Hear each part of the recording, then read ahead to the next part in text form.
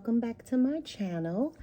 I know that it has been a while since I put up a Teacher Tip Thursday, so I wanted to come on and do a video of my first couple of weeks of school, what I've done, and how it's been going. So, of course, if you watched my videos from last year, you remember my worksheet collection I collected using these dividers that I found that you can stick papers in, so that you don't have to hole punch them. They're hole punch, so you just put them in a 3-ring binder. So I've been pulling these out so that I can have go back and just pull worksheets and not have to really look for them. So they're all in order by month and by week. And so I've pulled those out, and the best thing that happened was I already had all my morning sheets ready, especially for the first day of school. I do morning tubs, but I don't want to start them off right away because I need to teach them routines and everything. So that's pretty much what I've been doing. So what I do in every section of the day is I break it down and we practice all of the routines every single second for the first 3 days of school. That's all we did. And then the next week we reviewed them, and then I gradually started giving them their morning work. So, just to train them so that they can know what they need to do, so that I don't have to keep repeating the rules. So that has been going well. Being organized and prepared from last year has really helped me to be ready to go for this year. So that definitely has helped. So I encourage you that if you want to be better prepared for next year, go ahead and start putting your worksheets together, organizing those by months, by weeks, or by theme, however your curriculum is, so that you can just quickly pull those things out year after year. That's my tip, because I constantly work on refining things every single week, and that has truly helped and worked for me. So at the beginning of the week, at the beginning of the school year, what I do for morning work is recognizing letters, upper and lowercase, matching them, and writing. So we do lots of morning work activities that work like that. So I'm going to pull some and I'm going to show you how they work. So I purchased these big Ziploc bins from the Amazon. So they came in yellow, red, green, blue, black, and purple, which corresponds with my color, with my table color. So I know every morning which table is getting what. So I just pull these out and I rotate them around so that the kids know and I know who has used what. So if orange had this last week, then I'll just take it out, put it to blue, and then change it out.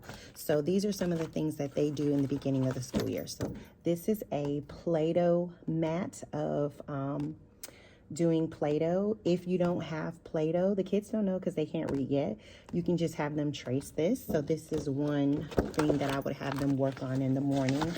I have these packets here where they would match the letter sounds. I also have this one, which is counting the number of letters in the word. And this helps them to start recognizing words versus letters. I have another version of letter matching.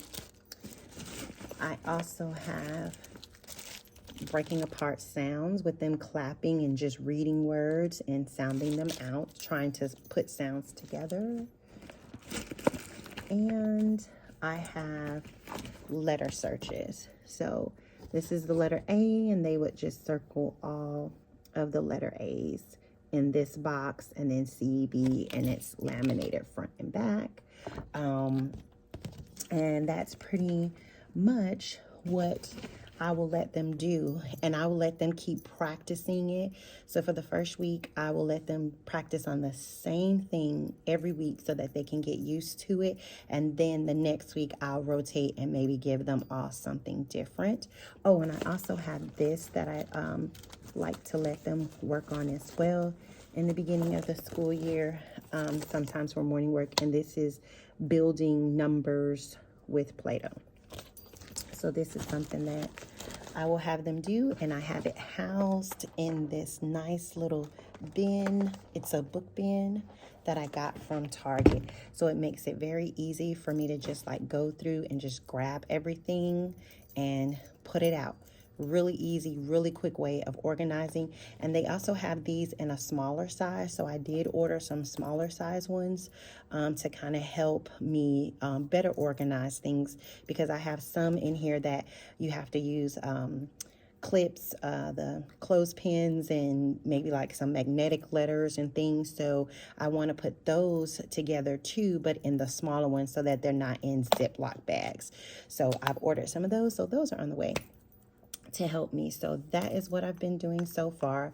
I've just been trying to get used to my 23 new friends, and just learning them and growing and learning and growing with them.